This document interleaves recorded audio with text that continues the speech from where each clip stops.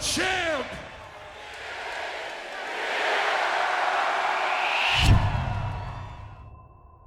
Some of the biggest names in WWE history since the 1980s have all been superhero babyfaces that connected with the masses, like Hulk Hogan, Stone Cold Steve Austin, The Rock, and John Cena. These are the guys who really gravitated fans into the arenas, pay-per-views, and television shows. He stayed at the top of the business for nearly a decade. In his WWE Championship feud with Kurt Angle in 2005, right when he broke through and dominated WrestleMania, fans, or at least a vocal portion of adult men in the audience, began to turn on him. You see, Cena brought in younger fans and some women, and the high-register "ooh" cheers started to clash with the more testosterone-driven male cheers. This set of a new audience started to clash with a traditional established one that WWE had coming out of the Attitude Era, and it began to polarize the fans, with John Cena being the divisive figure in between them. We all know about the whole "Let's go Cena, Cena Sucks" chants that prevailed for a good part of the decade. Followed, that's right, a rapping, brash, hard with his words WWE superstar. Not many know that Stephanie essentially saved his career, whether she meant to or not. And WWE's top boss, Vince McMahon, will have certainly been glad that she did. The Doctor of Thuganomics gave him new life, rising to the top in the most organic way possible until it was time in early 2005. John Cena wasn't the only up-and-coming superstar to capture World Championship gold that year at WrestleMania 21. The Animal Batista turned on Triple H and captured the world title over on Raw, while Cena held down the WWE title on SmackDown. WWE officials felt that Cena, who was younger and less injury-prone than Batista, was a better choice as the face of the company. According to Arn Anderson, a longtime wrestling legend and producer for WWE at the time, the fact that there was no negotiation issues with Cena was a big decision behind him being chosen to be the guy. He wasn't going anywhere. There were no negotiation issues with him. He was going to be there as long as they wanted him to be there, and he ended up being the face of the company. Those rumblings of fans' discontent with this whole Cena at the top thing. During his lead up to SummerSlam that year, a feud with Chris Jericho on Raw, a Chris Jericho that was heading out the door of WWE, things started to feel different. Once he began a rivalry with Olympic gold medalist Kurt Angle, Cena was not so well respected by the hardcore fans. Despite being a heel, the tides began to turn somehow with those very vocal fans for a very mean and not good guy at the time, Kurt Angle.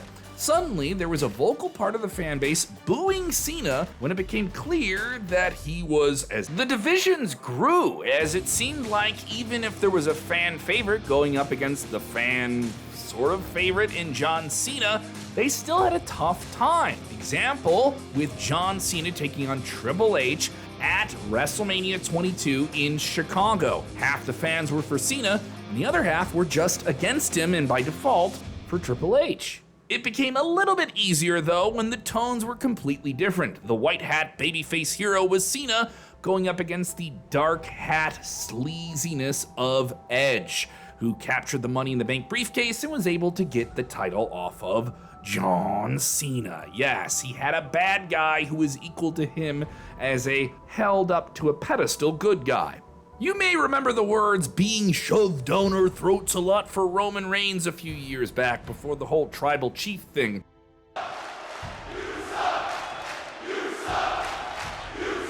But this was quite clearly happening with Cena in the mid-2000s too. There seemed to be the sentiment that he didn't need to win every single feud every single time, but there's WWE's top brass to pull the plug on plans to turn him into a villain with his feud with The Rock in 2012. Though Cena did dip into some bad guy territory, like the time he called out The Rock for writing his lines on his wrist. Just like I don't need my notes for my promo on my wrist. Yeah, I remember that.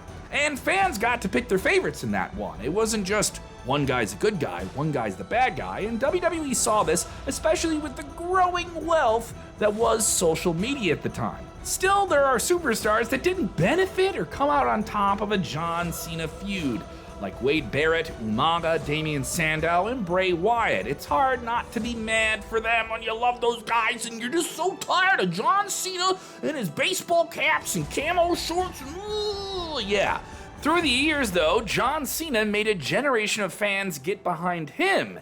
And once he kind of took a step back a bit in 2015, there was a more favorable opinion of him. People kind of grew to understand that John Cena was the locker room captain. John Cena was the guy that got WWE through the good chunk of the past few years, and when he left to become a relatively featured performer in 2015, he was coming off one of the most memorable runs of his career, one that was built on bringing people up to his level with the United States Open Challenge, one where he was offering a big title match to any type of superstar within the growing depth roster of WWE at the time.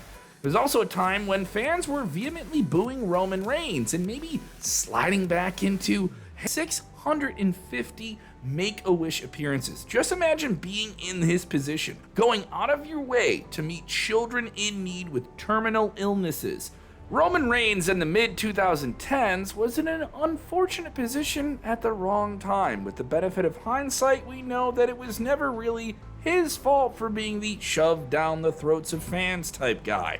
Thankfully, they took a different route with him, and we got the Tribal Chief run, becoming the Darth Vader of WWE, a villain that some can boo, and a villain that some can cheer. WWE understands people can pick their favorites, but you can still tell the story.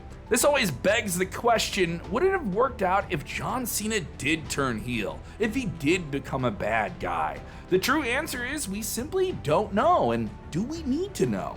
Hulk Hogan's heel run in the mid-90s with WCW worked so well that some people think it launched the biggest successful period of the biggest non-WWE company at the time.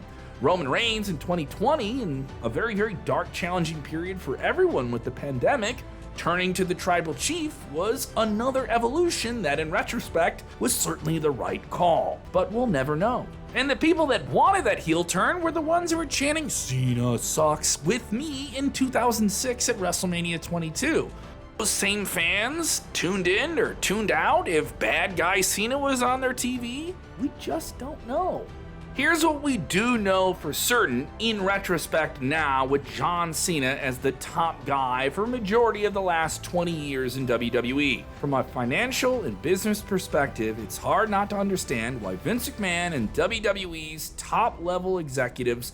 Were you on team Let's Go Cena, or were you team Cena Sucks back in the day? Let us know in the comments below, and watch more great videos like this from Sportskeeda Wrestling.